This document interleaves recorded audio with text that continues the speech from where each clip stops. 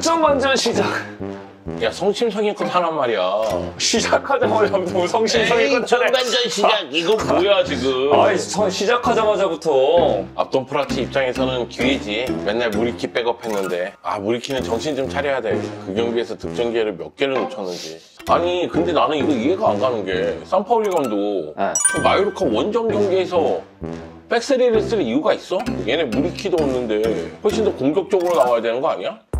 오! 야, 들어가는 줄 알았다. 씨. 아, 앞돈 프라치. 나갔네. 막았어. 야신분호.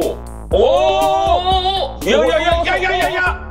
야, 세비야 수비 진짜 걱정스럽다. 야, 야신분호가 먹여 살리는구나. 지금 두 개 다 막았네. 응. 도르트문트하고 조별리그 3차전 끝나고 나서 로페텍이 경질이 되고 산파울리였잖아. 그러니까 발을 맞출 수 있는 시간이 부족한 거야. 지난주 목요일날 왔나? 그런데 토요일날 빌바오전, 주중에 도르트문트전 계속 치렀잖아.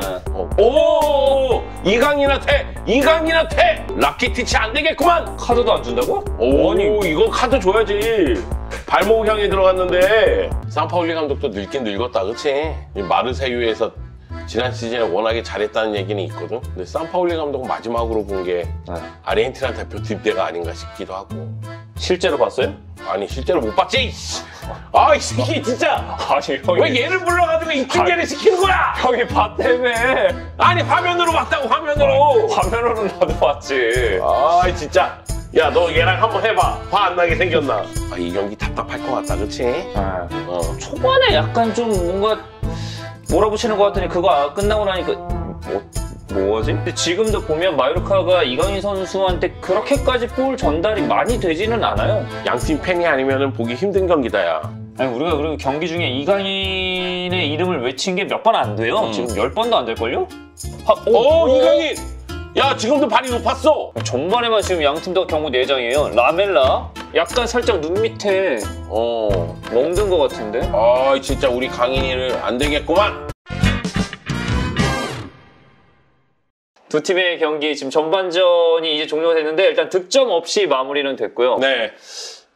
저희가 일단 전반전에 정리를 해야 되는데 사실 뭘 얘기해야 될지 모르겠어요. 뭘 특별하게 얘기할 건 없는데 제가 느끼기에는 일단 마요르카는 무리키가 징계를 못 나왔잖아요. 그 자리에 앞돈 프라츠를 배치하면서 앞돈 프라츠에게 기회를 만들어주고자 노력을 했는데 전반 초반에 두 차례 기회를 앞돈 프라츠가 다 놓쳤고 이거 야신분호 골키퍼가 잘 막았기 때문이기도 합니다. 그러다 보니까 마요르카가 기선제압할 수 있는 기회를 놓쳤거든요. 반면에 세비야 같은 경우에는 산파울리 감독이 수비 라인에 대해서 고민이 있는 것 아닌가 최전방하고요. 그렇기 때문에 오늘 경기는 3백으로 나왔고 최전방에 라멜라를 배치한 모습인데 수비 쪽에서도 경기 초반에는 많이 흔들리는 모습이 있었고 그리고 전반전 내용을 봤을 때는 라멜라도 박스 안쪽에서의 플레이는 좀 아쉽고 올리베르 토레스도 안쪽으로 들어가서 플레이를 많이 하지는 않고 있다 보니 마요르카를 괴롭히는 장면이 그렇게 많지는 않았다. 그러다 보니까 전반전 마요르카, 세비야가 중원에서 많이 부딪히고는 있지만 상대 문전에서 기회를 만들지 못하면서 뭔가 박진감은 좀 떨어지는 그런 느낌은 들었다. 그렇게 말씀드릴 수 있겠네요. 그런 포인트에서 짚어서 얘기하면 어쨌든 프라치에게는 오늘 경기 자기가 선발로 올라서면서 기회를 가져간 건데 어쨌든 기회를 못 살린 거잖아요, 지금. 네. 결정적인 기회가 두 차례나 있었음에도 불구하고 골을 넣지 못했다는 점에서는 앞돈 프라치도 아쉬움이 매우 클 것 같고 또 한 가지 마요르카가 역습을 전개할 때 아쉬운 점은 뭐냐면 이 세비야가 오른쪽 라인에 올리베르 토레스하고 헤수스 나바스를 이용한 공격이 많다 보니까 이강인도 수비 쪽에 조금 더 집중하는 모습이었단 말이에요. 그렇죠. 그러다 보니까 공격을 전개할 때 이강인을 거쳐가는 공격이 그렇게 많지는 않았어요. 그러다 보니까 이강인이 공격 쪽에서 계속해서 기여도를 높이는 장면이 많지는 않았다. 그럼에도 불구하고 이강인을 거쳐가는 공격은 동료에게까지는 연결이 되는데 볼을 받은 동료가 어찌할 바를 몰라 하면서 볼을 빼앗기는 장면이 이어졌죠. 이강인 선수랑 올리비에 토레스 아니면 이제 이스코에 이제 뭐 연계되는 부분들을 계속해서 비교해서 볼 수밖에 없잖아요. 근데 어쨌든 이강인 선수가 볼을 받기만 하면 뭔가 되기는 됐거든요. 그러니까 왼쪽에서 이강인을 거치면서 중앙 쪽을 거쳐서 오른쪽에 오른쪽 윙백인 마페오까지 간 다음에 크로스가 올라오는 장면이 많았어요. 왜냐면은 왼쪽에 하우메 코스타 같은 경우도 부상으로 못 나오다 보니까 왼쪽 윙백이 올라와서 크로스를 올리는 장면은 부족했거든요. 결국 이강인부터 시작하면서 공격을 전개하는 장면이 있긴 있었지만은 이제 세밀함이 부족했다 이렇게 얘기할 수가 있겠고, 세비야는 저는 지금 선수 구성도 나쁘지 않지만 벤치에도 좋은 선수들이 있기 때문에 산파울리 감독이 후반전에 분명히 변화를 꾀해야 될 것으로 보이고, 또 한 가지는 이스코가 나름대로 볼을 간수하고 연결고리 역할을 하려고 노력을 하고 있는데, 전방 쪽에서 아기자기함? 세비야스러운 짜임새 있는 공격? 이런 게 없어요. 올 시즌에 그런 게 거의 없거든요. 그게 좀 아쉽고, 또 한 가지는 상대 박스 근처에서 방향 전환이 좀 이루어지면서 중앙 쪽에서 무언가 측면 쪽으로 나아가는 패스가 들어와야 되는데 측면에서 공격을 시작해서 측면에서 끝나는 경우가 많아요. 그러면 마요르카의 이 수비를 뚫기는 상당히 어려울 것이다. 네. 뭐 이렇게 된다면 어쨌든 산파울리 감독이 뭐 백포를 못 쓰는 감독은 아니니까 후반전에 뭐 전술적으로 어떻게 바꾸냐도 봐야 되고, 최전방은 오늘 경기 어쨌든 라멜라잖아요. 네. 근데 라멜라가 제로톱에 가깝죠. 최전방에 위치한 게 아니라 측면으로 빠져서 같이 연동해서 들어갈 준비를 하고 있는데 연동해서 들어가지를 못하고 있으니까요. 여기다가 전반전에 세비야도 그렇고 마요르카도 그렇고 카드를 받은 선수가 적지 않거든요. 4명이죠, 다 앞에서. 그래서 후반전에 카드가 변수가 될 수도 있겠다는 생각이 들었어요. 네, 분명 위험한 장면들이 전반전에 어느 정도 나왔었기 때문에 그런 위험한 상황들은 뭐 일단 차치하더라도 조금은 양팀 모두 전반전에는 답답한 흐름이 이어졌었다. 많이 답답했죠. 후반전에는 좀 어떻게 경기가 될지는 한번 다시 지켜봐야 될 것 같습니다. 근데 전반 끝나고 나서 기록 나온 거 한번 봤는데 마요르카 슈팅 3개, 세비야 빵개. 오! 들어갔어! 뭐야? 구델리! 이야, 놀라운 골! 야, 이거 첫 슈팅이잖아. 이게 이렇게 들어가나? 와, 뭐야 이거? 네마냐 구델리, 와, 진짜 놀라운 골이다. 야, 이거 원더골이다 진짜. 이건 못 막지. 못 막아. 못 막지. 못 막아. 이거 이 정도면 구델리 본인 축구 인생의 최고의 인생골 아니에요? 그래. 이게 지금 첫 번째 슈팅이 골로 연결된 거죠, 세비야. 맞아요. 세비야가 무실점을 기록하면 산파울리 감독의 플랜 A가 성공했다고 봐야지. 결국 우리가 3백을 쓰든 수비시에 백파이브를 쓰든 한 골을 넣을 수 있는 힘은 있다. 그러면 마요르카의 원정 가서 실점하지 않는 방향으로 가자. 이렇게 생각했을 수도 있으니까 공격 전개가 안 돼. 아예 안 되네. 아예 안 돼. 이쪽 먼저 마요르카 먼저 교체네. 이강인을 뺀다고? 이강인을 빼네 여기서. 이강인을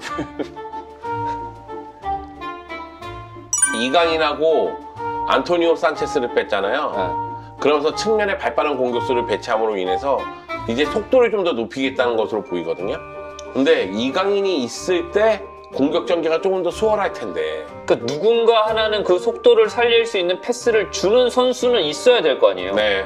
근데 오늘은 거의 뭐 이강인 선수 고립되는 장면도 많았고 볼 받으러 내려와도 이강인한테 안 주고. 됐다.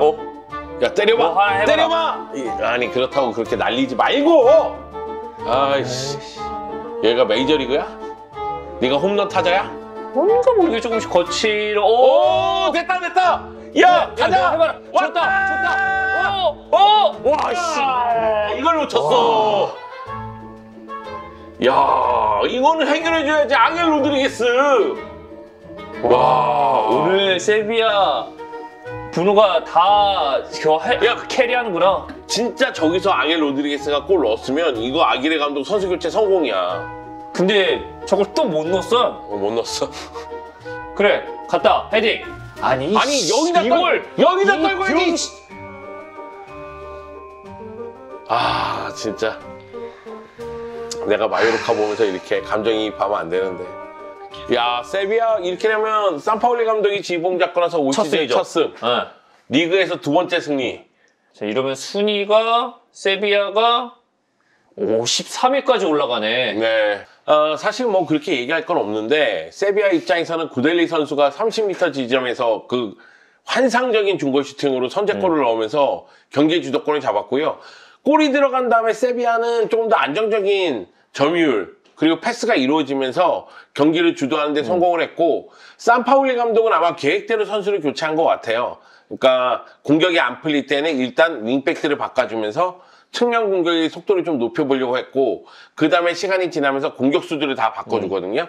그러면서 1대0으로 앞서 있어도 역습을 계속해서 전개하고자 노력을 한 것이 효과를 본 경기가 아닌가 싶습니다. 저는 어쨌든 구델리가 득점을 기록했기 때문에 세비야가 이 리그에서 이제 두 번째 승리 따내고 산파울리 감독의 리그 첫 승이 나왔는데 여기에 추가적으로 사실 얘기할 수 있는 게 저는 브누 선수의 활약도 뛰어났던 거거든요. 그럼요. 네. 앙헬 로드리게스가 결정적인 기회를 잡았었는데 그것도 야신 브누 골키퍼의 선방에 의해서 막혔거든요. 사실 이 경기는 구델리 선수가 워낙에 잘해주긴 했어요. 결승골도 넣었고 중원에서 볼을 끊는 모습도 있었고 1차 빌드업도 했었는데 야신 브누 골키퍼도 그에 못지않은 활약을 펼치는 경기였다. 사실 세비야가 이 경기 끝나고 나서 기록을 좀 봐야 되겠지만 슈팅이 2개 내지 3개거든요. 그렇죠. 적었어요. 진짜 몇 개 안 됐어요. 네. 사실 어떻게 보면 산파울리 감독이 지금 이렇게 좀 가져갔던 건 분위기를 좀 바꾸고 일단 결과를 가져와야 다음 과정들을 좀 만들 수 있기 때문에 어떻게든 조금이라도 실리적으로 가는 선택을 좀 만들지 않았나 이런 생각도 들거든요. 그러니까 산파울리 감독도 첫 승이 매우 갈증이 컸기 때문에 결국 이 경기에서 좀 수비적으로 임한다 할지라도 첫 승을 가져오는 방향으로 가져갔고 그것이 이제 효과를 봤기 때문에 승리를 거둔 거 아니겠어요? 반면에 아기레 감독 같은 경우에는 무리키와 이강인 중에 한 명만 나오더라도 공격 작업이 잘 안 된다. 이게 다시 한번 드러나는 경기였거든요. 근데 무리키가 2경기 징계일 거예요.